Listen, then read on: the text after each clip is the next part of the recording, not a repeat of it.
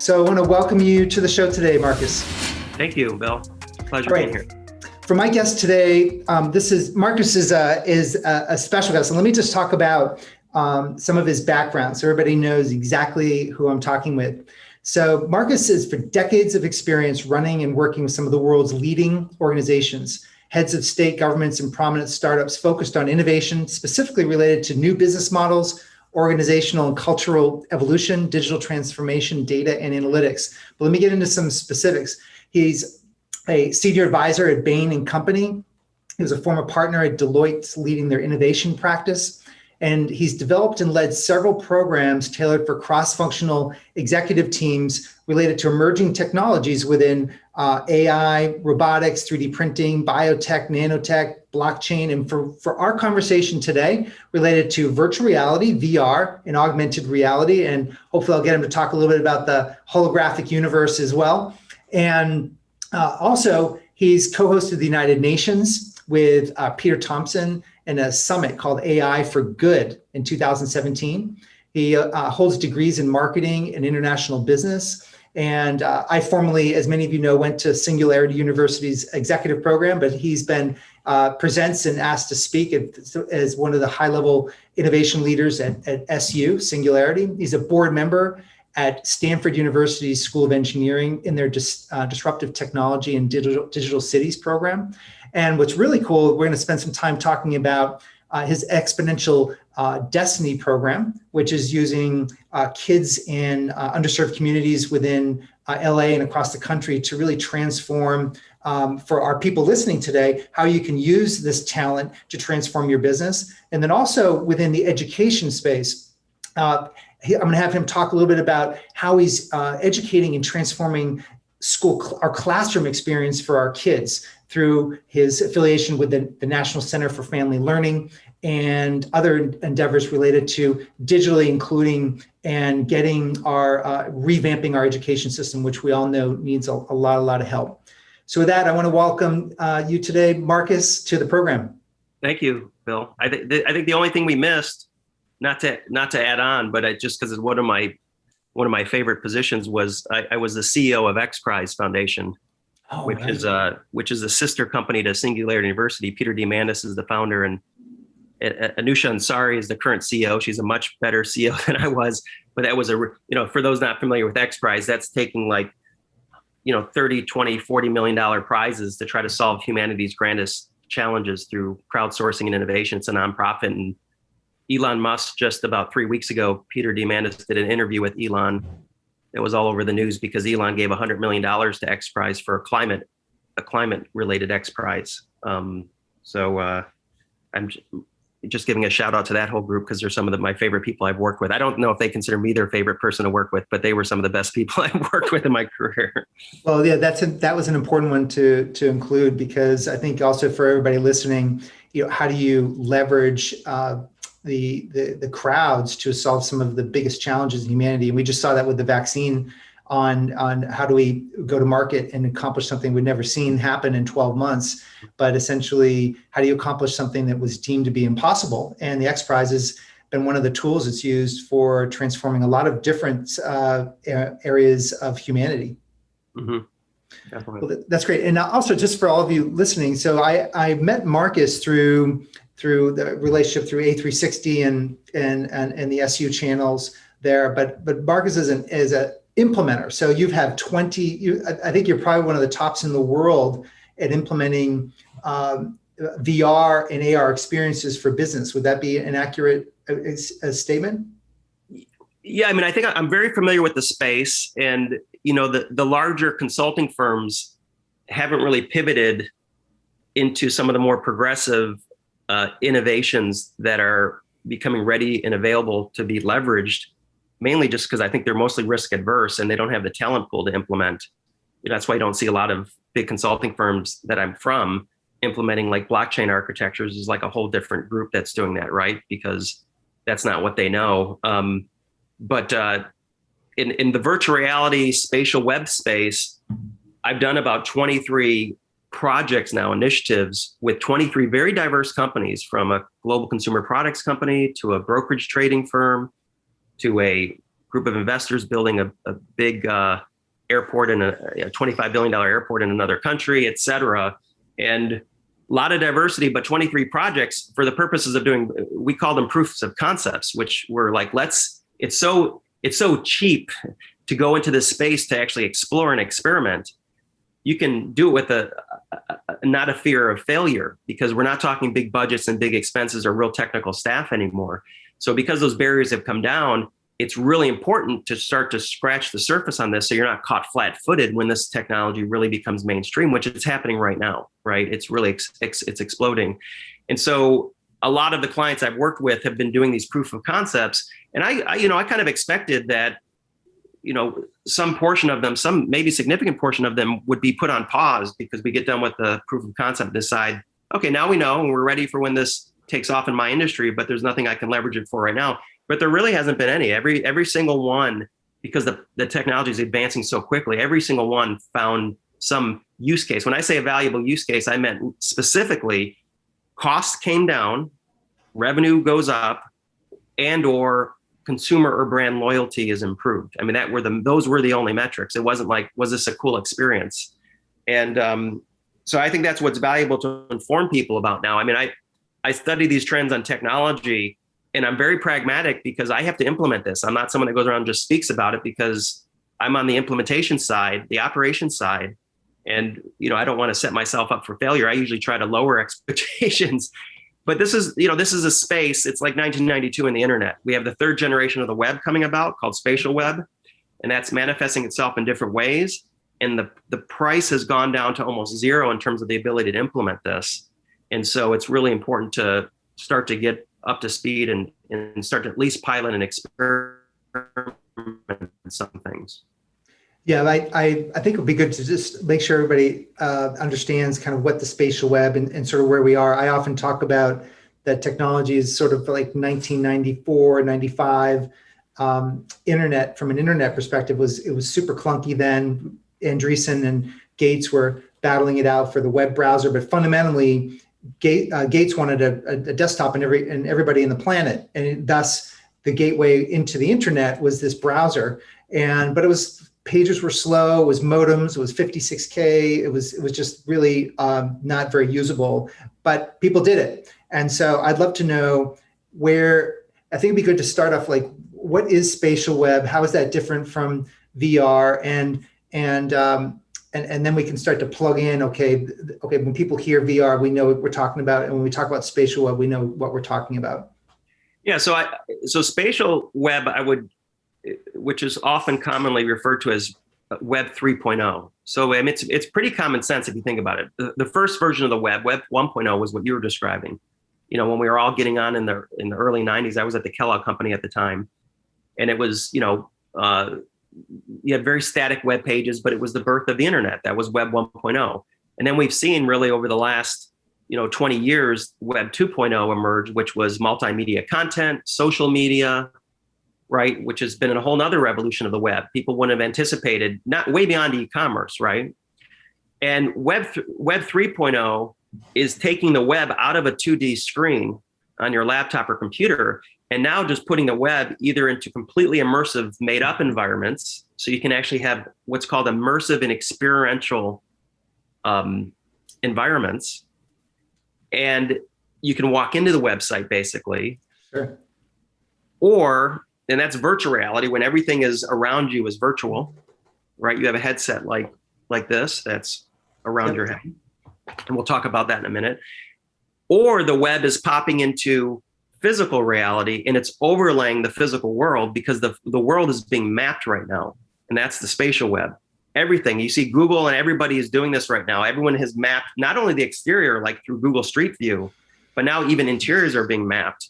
And the reason they're all being mapped and using LiDAR to figure out everything is because you're going to overlay digital experiences on top of your physical world, because the advent of the glasses are starting to come out. Tim Cook has said that his Apple glasses coming out, estimated 2024, will replace the iPhone.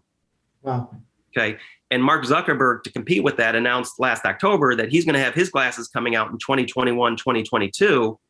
And he's got a big deal with Ray-Ban, he announced. So these are going to be designer glasses like this that you put on, and the tech will overlay digital experiences on your physical world, which makes all the sense in the world, right? It's going to be like, just like we used to tell our dad or our parents, make jokes about how they used to do things old school. Like our kids are going to be like, dad used to actually pull out a phone when you went to a restaurant, looked at the restaurant, and then had to go find it on the map, and then had to go into the Yelp review and then look at the menu and see what your friends got. Scan the menu. Yeah. So, like now all I do is I look around and I see the restaurant. If that's the filter I want for that day, because I'm hungry, hey Siri, show me restaurant filter. Boom. Everything I look at showing me that's diabetic. This is the menu. This is what my friends think. This is, all that. I just sparked Siri. All that, but it just makes sense, right? So what I do is I just follow the money. I mean, so if you're getting lip service on something, if someone's being a futurist, which I don't consider myself a futurist, I'm more pragmatic in terms of just what's actually happening. You just have to follow the money. I mean, Google, Facebook, Apple, Microsoft, and just about everybody else at the CEO level has completely doubled down on this. I mean, Facebook has announced that a third of their workforce, over 10,000 people, are working on their virtual reality labs and AR labs. This is the big bet that everybody's on. So if you follow that money, and then when you see that money moving, all the developers in the developer community start to feel like, hey, I can start developing on this stuff because now there's going to be a market for it. And then the hardware comes out that's $300, right? And next thing you know, it's just so easy to read the tea leaves on this as far as the traction. And I'm living it. I mean, it really is coming to that level of traction. A year ago, I would have never gotten a board of directors or an executive team into a virtual reality meeting. Why? Because it would have cost a lot of money to try to set that up. The hardware, these were, a few $1,000s because you had to plug them into your computer as well. The software was expensive. You couldn't create stuff in the software, you just consumed stuff. So that means you had to go with what was being provided to you, and it was really expensive. You needed a team of technical experts. Now, within 2 weeks, with a group of young people from South Central LA that are 19 years old, we can have a full operation up and running and not spend any money on software and very little on hardware. I mean, it's kind of like that democratization trend that Peter talks about quite a bit, which is essentially the prices. So it's the friction. It's almost like, it seems like the friction is starting to go away as well, because if you can get a $300 headset right now, that's a friction point that used to be not only and it's untethered. It's untethered. I can get a $300 headset, and this is the computer. It doesn't go, and it's got 4K resolution. And Apple's announced that next year they're going to have 8K. That's 400% higher resolution. This is already enough resolution to fool your brain, right? So, and remember the background on this product here, I mean, most people don't realize this, but it was in 2012, 2013, there was a college dropout from USC, an engineering student named Palmer Luckey, and he built literally in his parents' garage a prototype of this thing, okay? Then he went on to Kickstarter, and he raised, I think it was around $2 million in a matter of days to build an actual working prototype from this concept. He built the prototype for the $2 million he raised on Kickstarter, right? And then on 2015, Mark Zuckerberg and Facebook acquired a prototype. It wasn't even a commercial product. It was a prototype. You know how much they paid the college dropout? I think it was like a $2 billion or billion, wasn't it? $2 billion. Then the kid was on the cover of, Forbes magazine and all this stuff. And it was a big deal in the community because it was like the advent of virtual reality.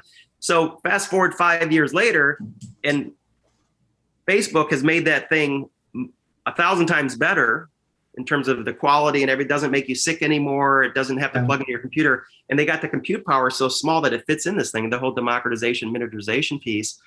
And now you can buy this for $300. And most of the software you use on it is free. And the reason the software came down in price is because it's a land grab. Everyone's like, finally, this thing's hitting. All the startups are like, rather than charging big barriers to entry costs for the software, why don't we just give away 50% of it for free so people can get dangerous and start using it? And then we'll upsell them on professional versions and stuff like that, which even the professional version on the software I use, which are the top players, we're talking like $10 to $20 a month, So it's really quite extraordinary. And that happened last October. I would not be doing there's a whole lot of things I could focus on right now as far as the market, right? I do a lot of blockchain type stuff. I do a lot of AI and 3D printing. The reason I went into this space, it's the most pragmatic, legitimate thing that you can get real business benefits in weeks. And it's not very often you can find that technology convergence where at a very, very low cost, you get a higher ROI within weeks. And your risk mitigation is strong, meaning you're not putting your whole company on the line to go do this. I mean, it's interesting. I talked to a lot of executives and I talked to them about like, let's talk spatial web virtual reality. And some of them roll their eyes a little bit because they're like, Marcus, 4 years ago, I tried this, I got burnt. I brought this in, it cost a lot of money. It made people sick. It was expensive. Technology required a lot of expertise and skills. I don't want to go through that again. And that's kind of where the industry is. They're kind of in sticker shock or in post-traumatic stress right now from 3 or 4 years ago. So they're kind of dismissing the fact they're not paying attention enough to the fact that this stuff has finally really hit this point of inflection. And when you wake them up to that, they're delighted because they're like, my gosh, I can really pursue this in legitimate use cases, stuff that really helps business independent of COVID. I mean, of course, with COVID accelerated everything, right. But I don't say like, let's get in virtual reality because of COVID, we can't be in person.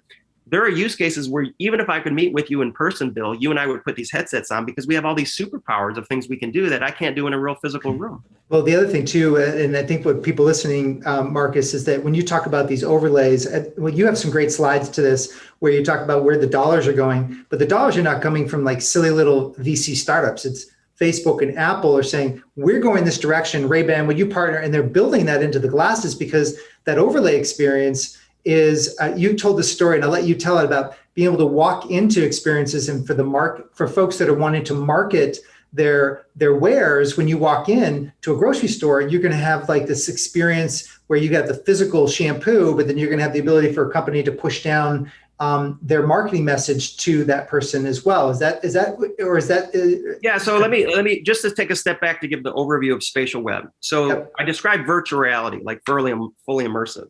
Okay.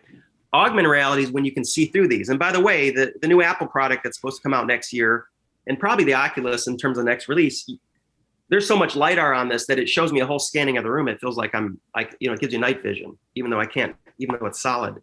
So the new versions of the headsets are going to be able to see through them or be completely immersed, or you're going to have these other form factors, which will be like glasses. I'll show you a couple slides because it's interesting. I'm going to show you some headlines just so you see how much emphasis is on this, right? From Facebook and from the tops of these firms.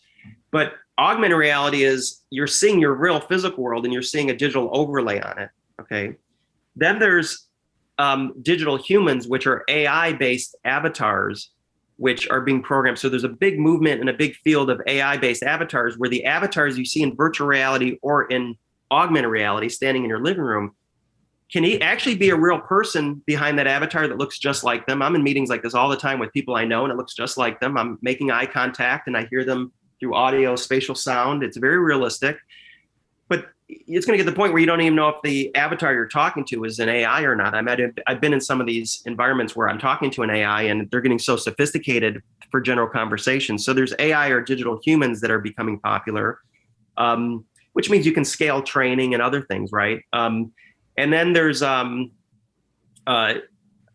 spatial websites, which is 2D websites. So your actual website, but instead of someone hitting your website and experiencing it like we do today, they'll actually hit it in a 3D model on their desktop.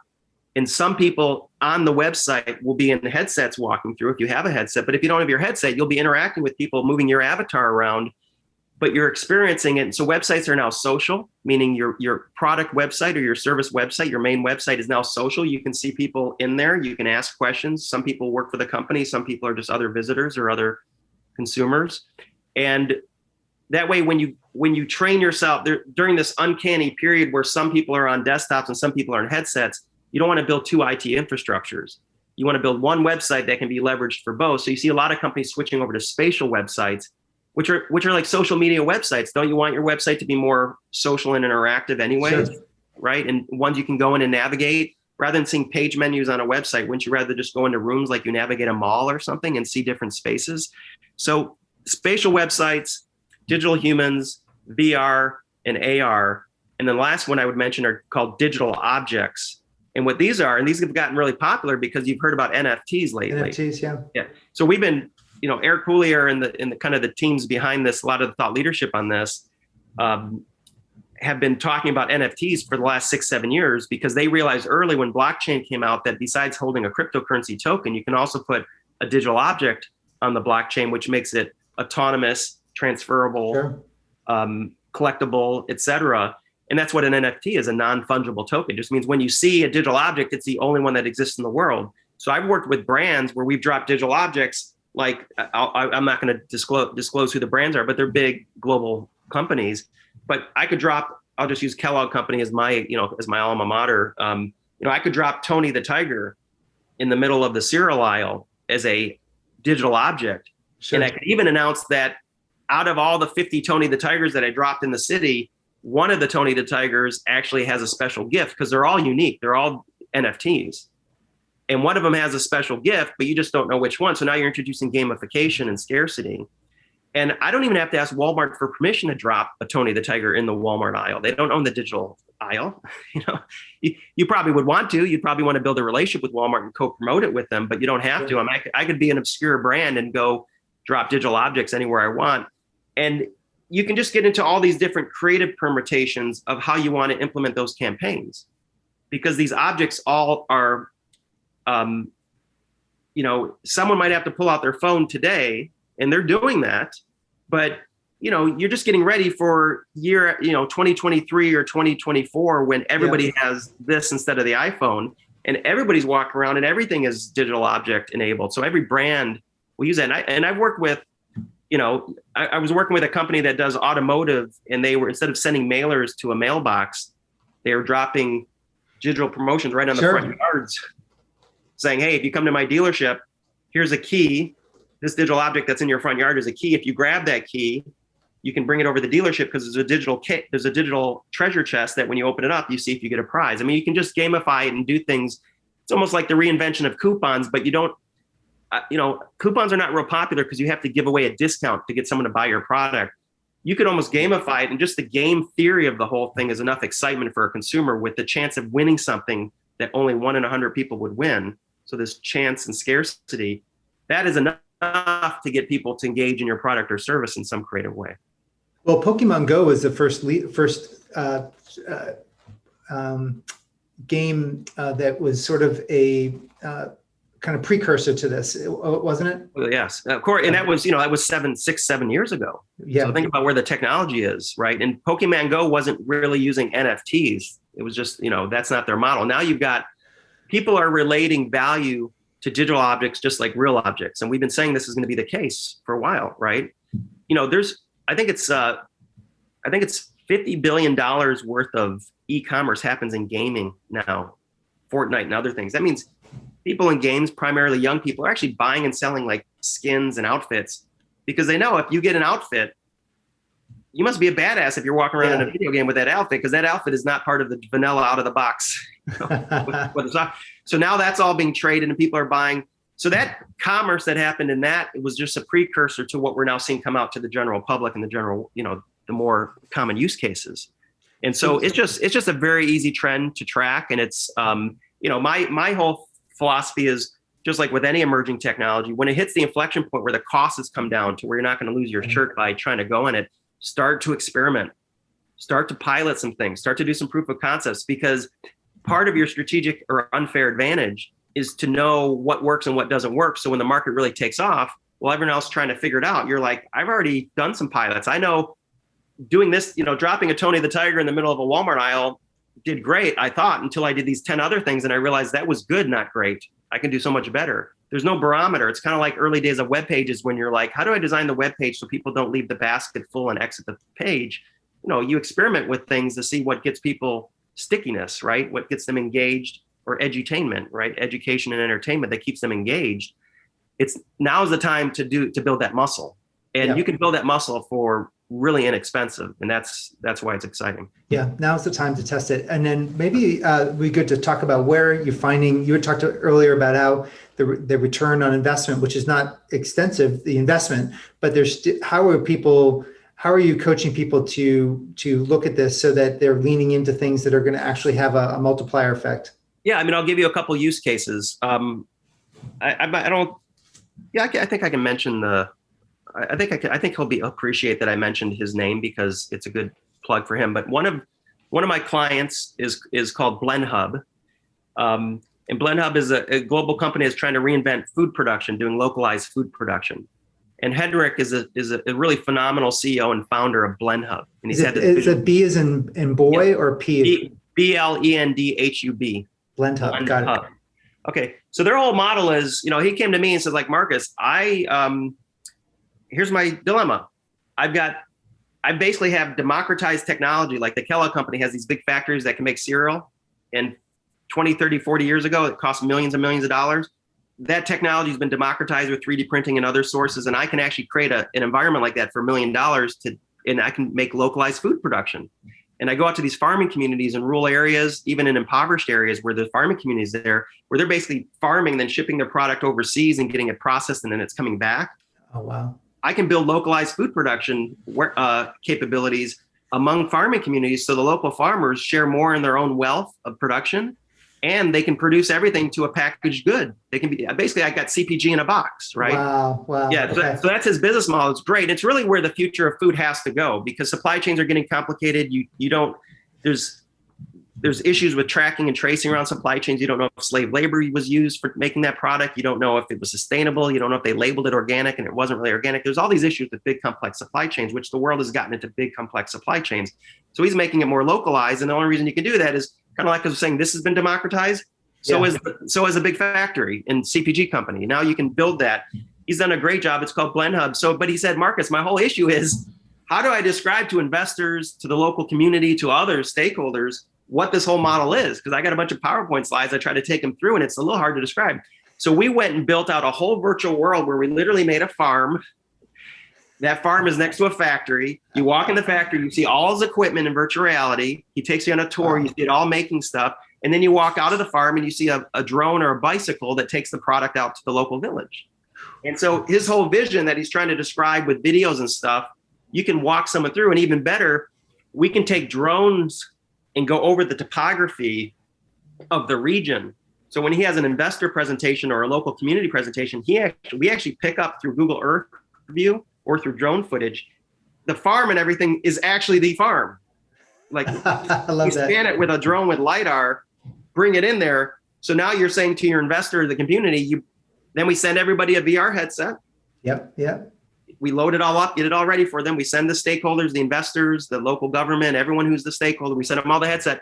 Hey, come on into this environment. They come in, they're like, oh my gosh, this is my region. This is my farm. Your cost of sale, if you're gonna travel and do that, it would be extraordinary for a startup. Oh yeah, no.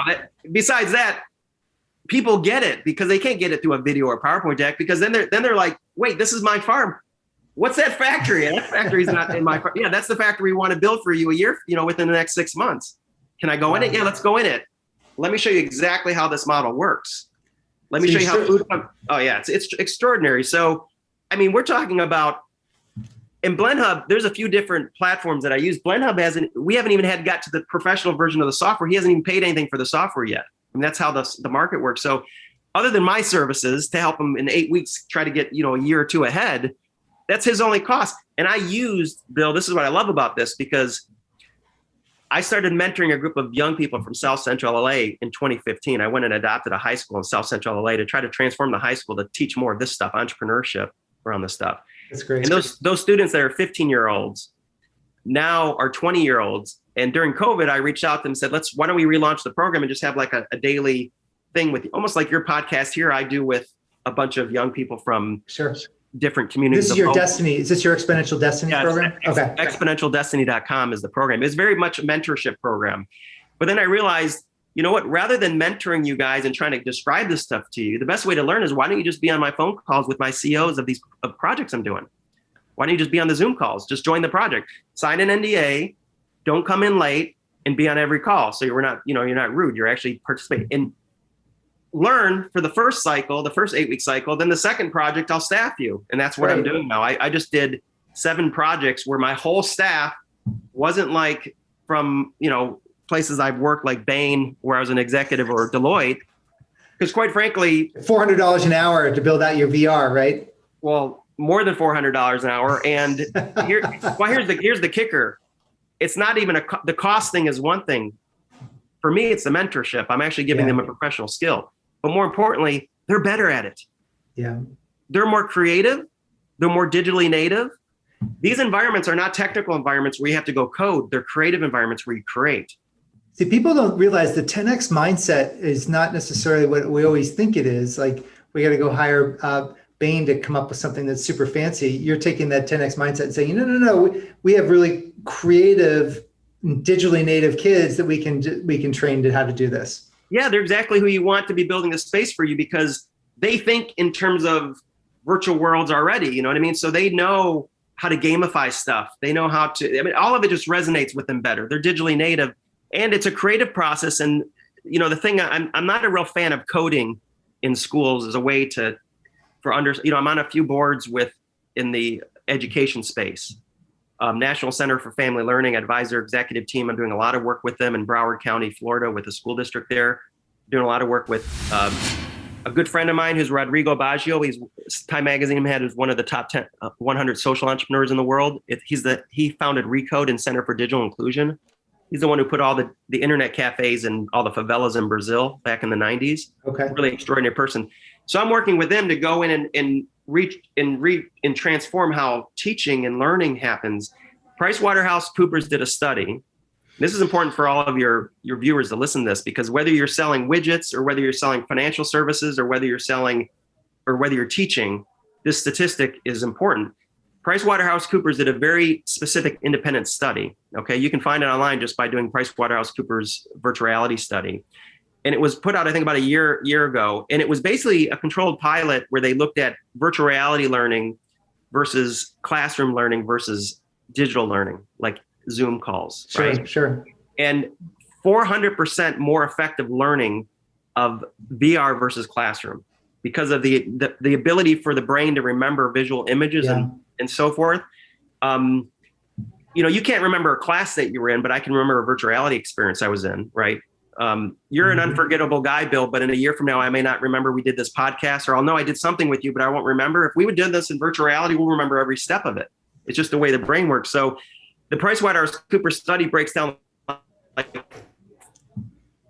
of education learning: ability to retain information, ability to relate to information, enthusiasm for being in learning, for being in the environment to begin with. It's not boring. So all these factors, it's like a 400% learning. And so if you're a financial service advisor, what are you really selling your client? Is you're providing the service you're providing your client is the ability to teach them how to manage their wealth and their wealth planning. If I can come into a room and I have superpowers where I can have as many screens as I want, I can defy gravity, I can tell stories and narrate, almost like creating theater, to really get things to resonate with you. I can take an automobile the size of a little car and blow it up, and we're now inside the engine. And I'm showing you the technology that I have that's in this engine. Or I'm a scientist that worked on some new drug that affects the brain, and I blow it up and we're in the brain looking at, there's just so many ways to communicate that you can't do in real life that just make it a superior form of communication, which for most businesses means a superior form of training or selling or marketing. Yeah, and also I would say that the technology folks that are listening, several of them are having to staff people that don't have the security skills. Security skills are tough to come by. Like there's some skills that are just you can't buy them quickly in the market. They're tough to get, and so upskilling and training people. If you can do 4 times, I think that statistic you said from PwC was there 400% quicker or better learners. Yeah. Yeah, I'll show you while you're talking, I'll pull up the actual. So that's a strategic advantage. If you can train your workforce faster, that there's just no doubt about it that's going to put you. I mean, and most of the businesses that are listening, your ability to train and cut your team and reskill them is going to be very, very important. Yeah, independent of the PwC, which has a lot of credibility, it was they're not selling hardware or software. They're just trying to do a study. But even independent of that, I can just tell you from firsthand experience. I mean, I've done this for the last 5-6 years with young people, with schools, with executives, with CEOs, and these statistics sound spot on. So here's some of the statistics. Look at 4 times faster to train than in the classroom, VR learners, 275% more confident to apply the skills that they learned after training, 3.75 times more emotionally connected to content than classroom learners, and lastly, 4 times more focused than their e-learning peers. And then they go break down all these metrics. They actually show the detail. Yeah, it's a very good report. Yeah, I've heard you talk about this before, but I didn't realize that it was a full report. Oh yeah, big full report. It's at you know 40% greater improvement in confidence in classroom learners and 35% improvement over e-learners. And then it talks about specifically why. I mean, so think about what we're saying here.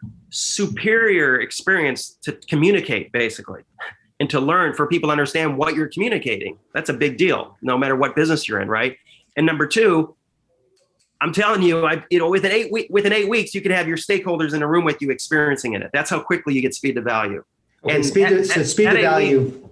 What's that? Speed to value is what you're saying, because that was the original question, is where people are getting some of the big wins quickest. Well, look, in 8 weeks, for paying almost nothing in hardware and software. So it's just, it's the cost of, my situation, it's the cost of me and some of the 2019-year-olds I bring on the team at, $20, $25 an hour.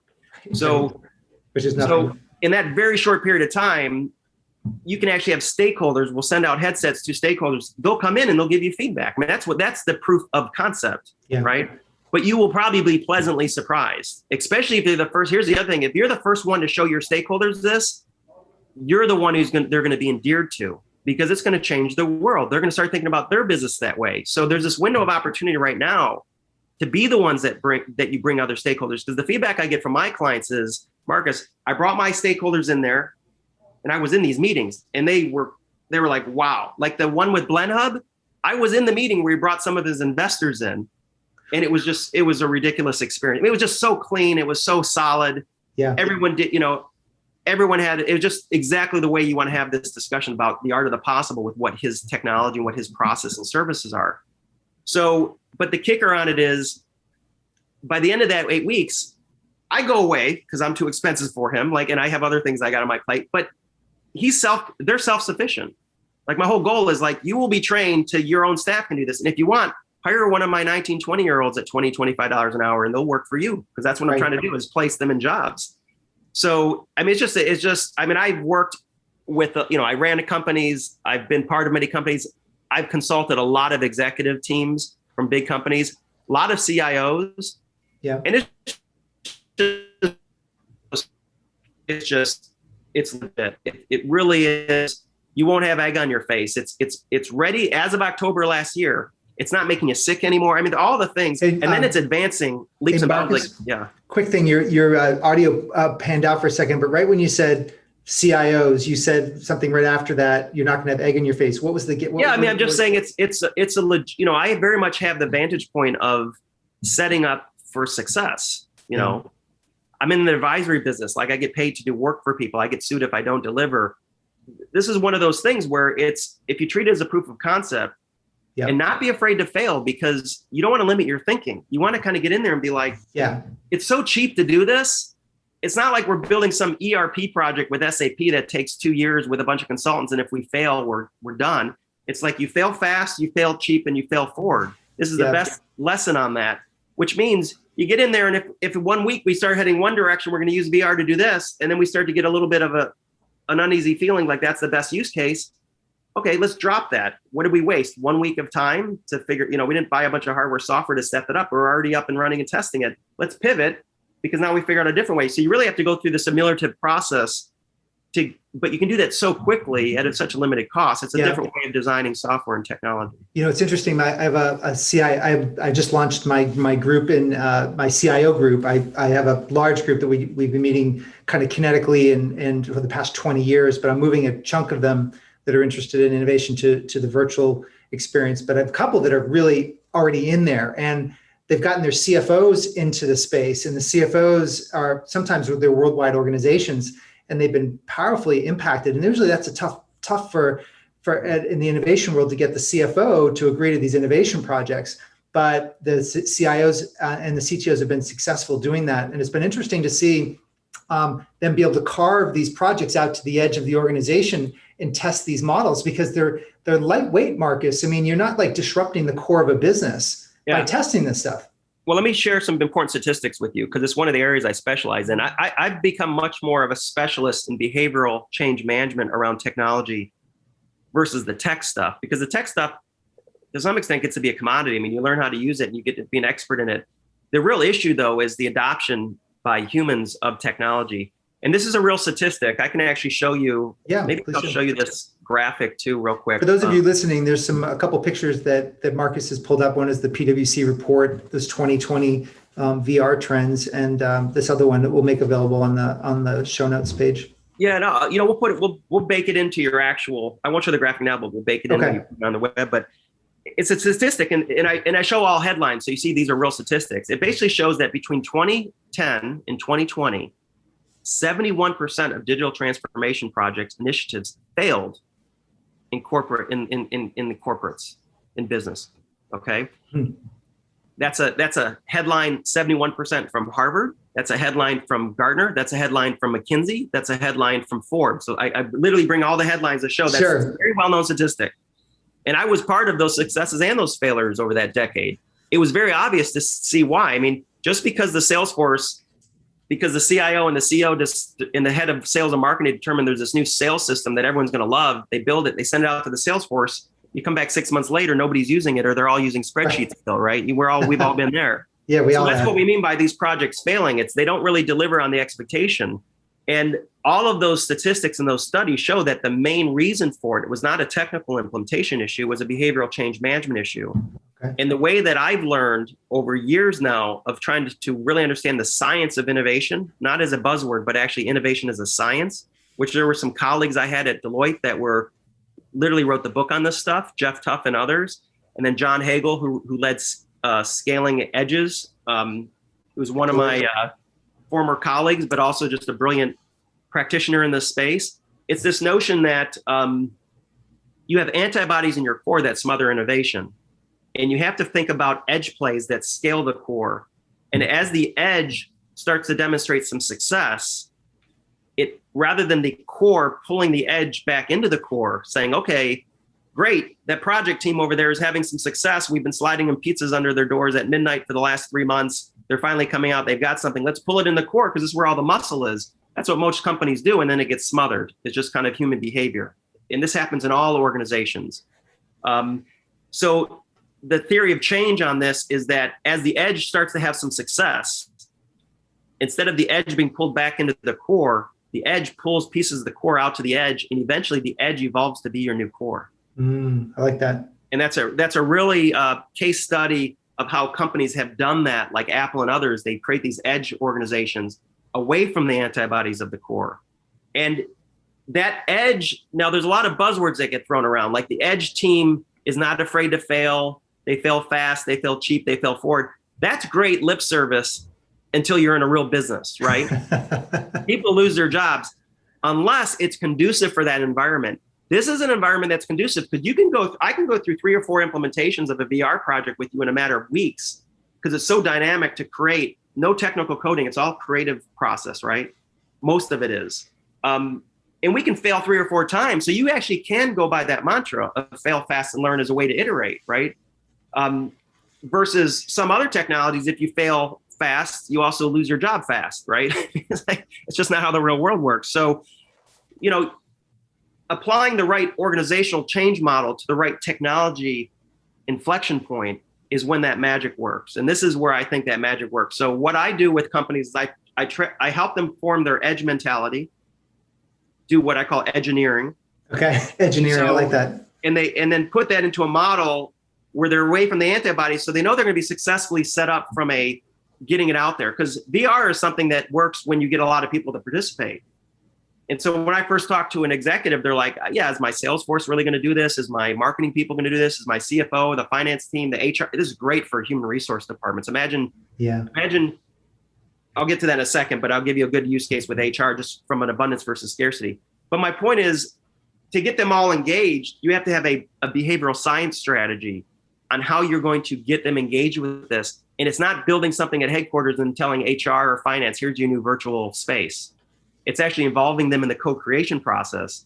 And so that's what I'm doing with most of my clients is I have competitions among the employees to see who can build their best space. So yeah, there's really interesting ways to bring in and make it more creative as a way to get the organization involved. A lot of my clients, I've got the whole stakeholder group, 30 or 40 employees that are part of the leadership team, all participating because they're building their spaces themselves versus someone going away and building it for them. That's part of it. And it's fun, it's entertaining. And it works, meaning that they're excited because they see the potential of it.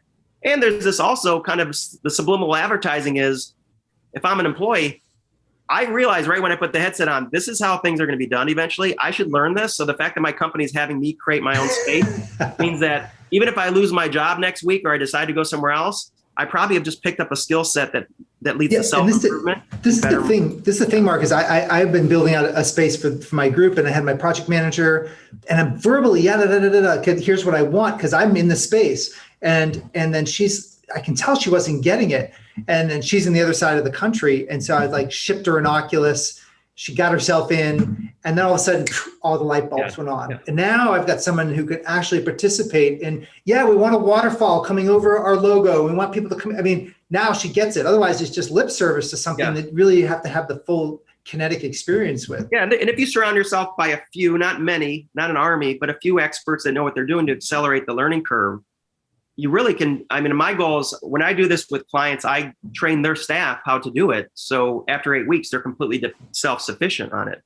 The thing I was talking about, the human resource thing, in these environments, you're in a world of abundance, not scarcity, to use a Peter Diamandis phrase. What I mean by that, that's another good buzzword, but if you apply it, it's like the Kodak photos, like digital photos, you're in abundance versus original photos, you had 24 or 12 on a reel. Yes, right? Yes. So in this environment, you can flip the script. What I mean by that is if I'm a financial advisor and I want to use this for a services model, if you're one of my clients, Bill, I could say to you, rather than me building out a virtual office that you come to that we do financial advisory work for you, I can give you, Bill, your own customized room, which is Bill's financial advisory room, that I, as the financial advisor, come to you into your space that I created for you that you have forever as an asset. And everything in there is visual. All your insurance products, I can see your family there. They have this insurance, your house is there. I've got a digital replica of your car insurance. I got your 401k. I have graphic. I can take you on a whole tour like a museum of your financial wealth.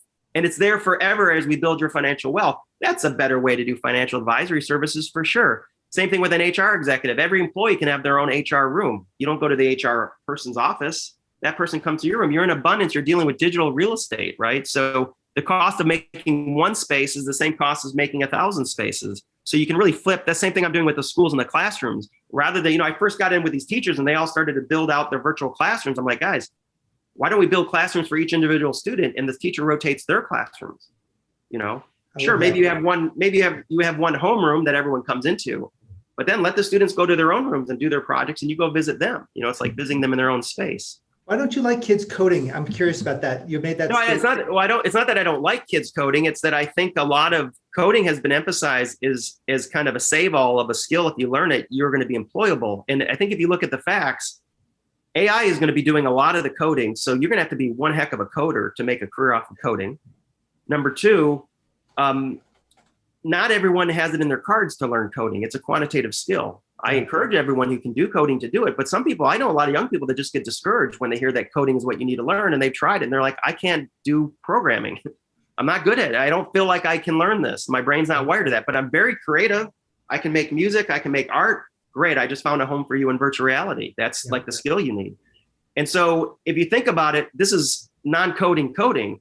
These virtual reality rooms are basically future are the new generation of websites that I don't need an HTML developer to go build with an HTML skill. I need someone that knows how to take two hands, maybe using some spider webs and some superpowers to actually move objects around in a space. You're basically just could have coded a new website.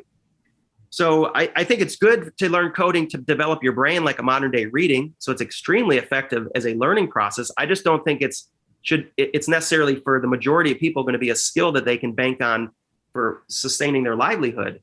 Yeah.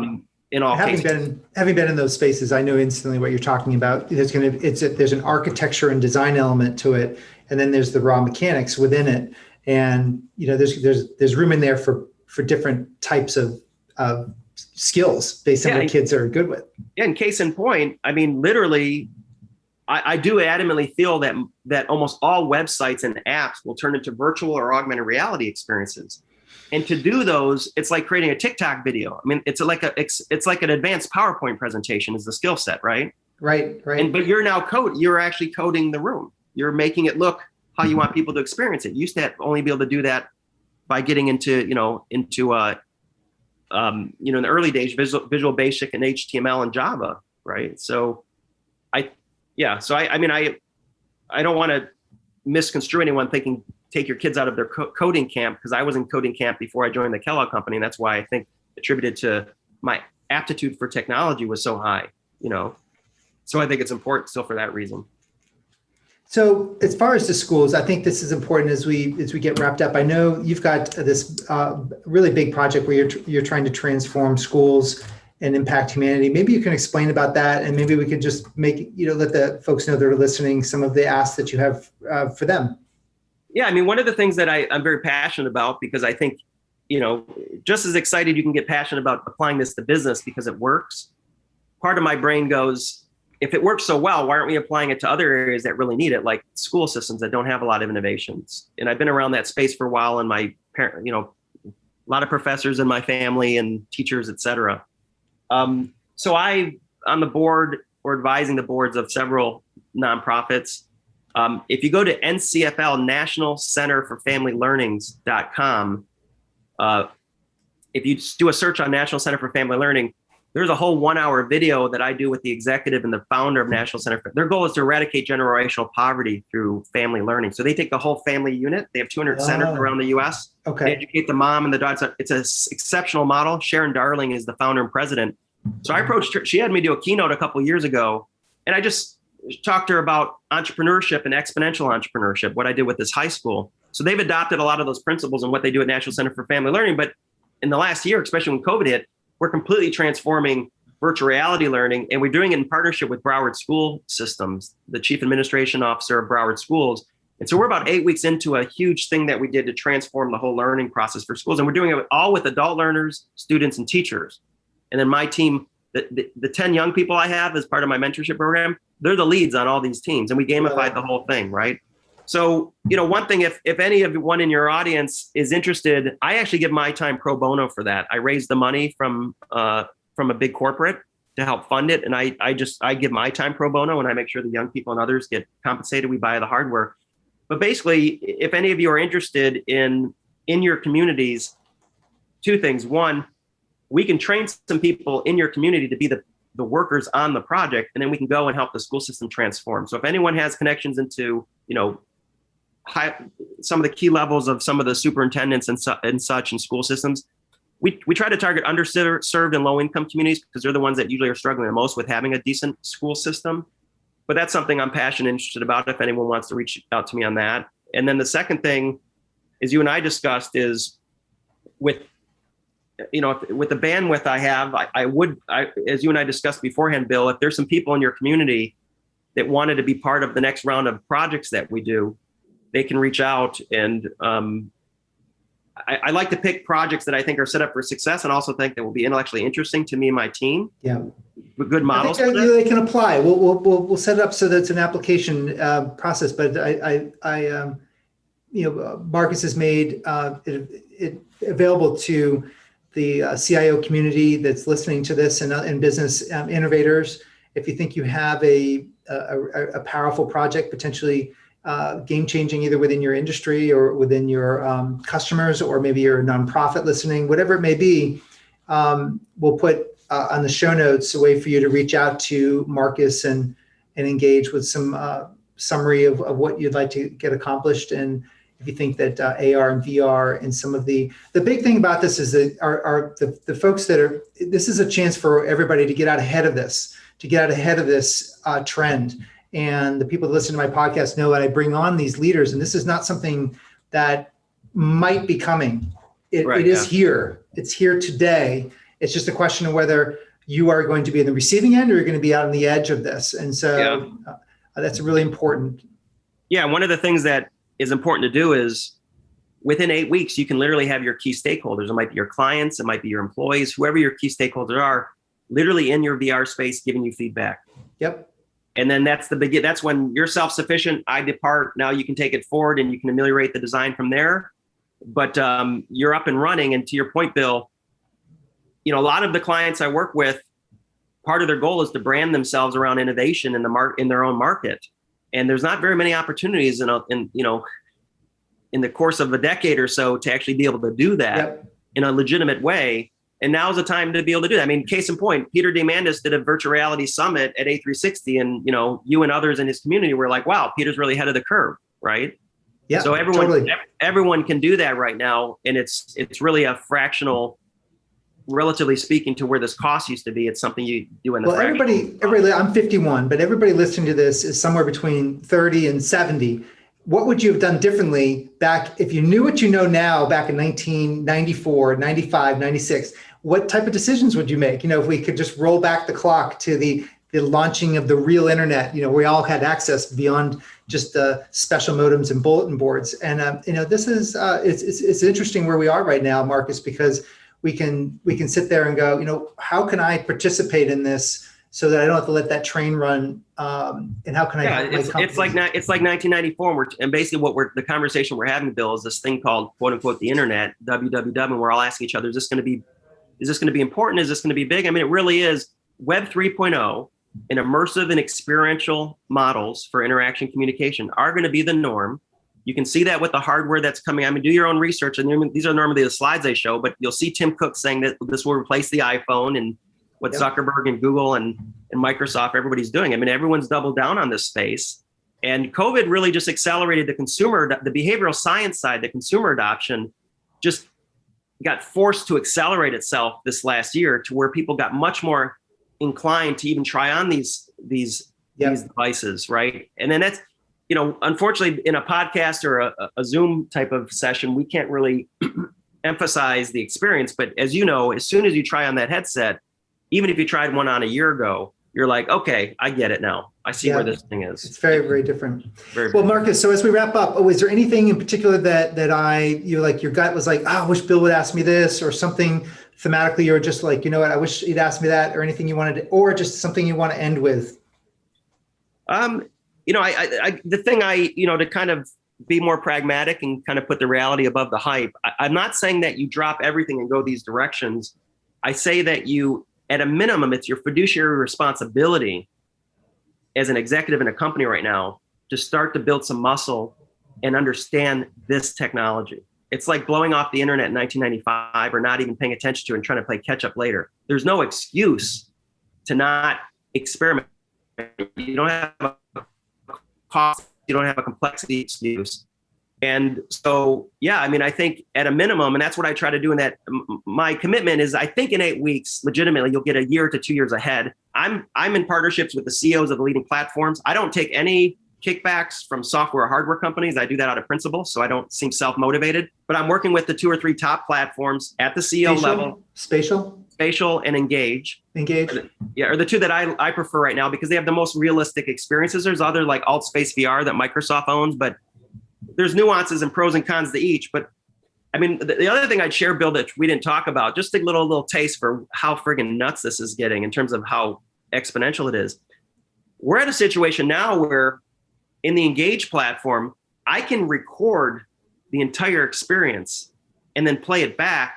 So Bill, you missed the meeting, you come in, you'll be in there, you won't even know my avatar that's talking to you and doing a sales pitch or whatever I'm doing in the VR is actually a recording of me from a week ago, because you're walking around the experience. And then in that environment, I can actually create theater to tell stories and make all those recordings. So it's a very artistic, creative experience. In the technology, like I said, Apple has announced 8K resolution.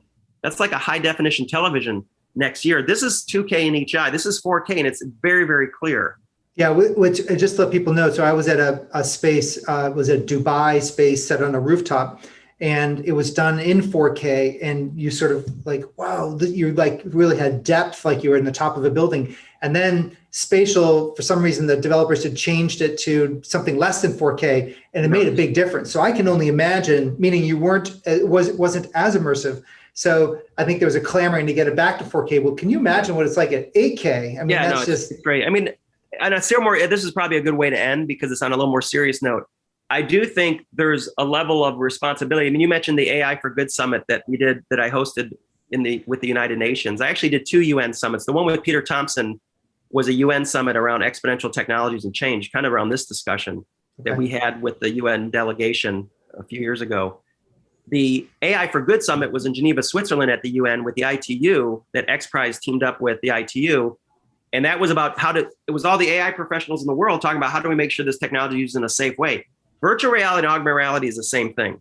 I mean, it's in my opinion, it has the same, and I'm sure studies are going to start to prove this, that it has the same chemical reaction on your brain that drugs or alcohol can have in terms of escapism.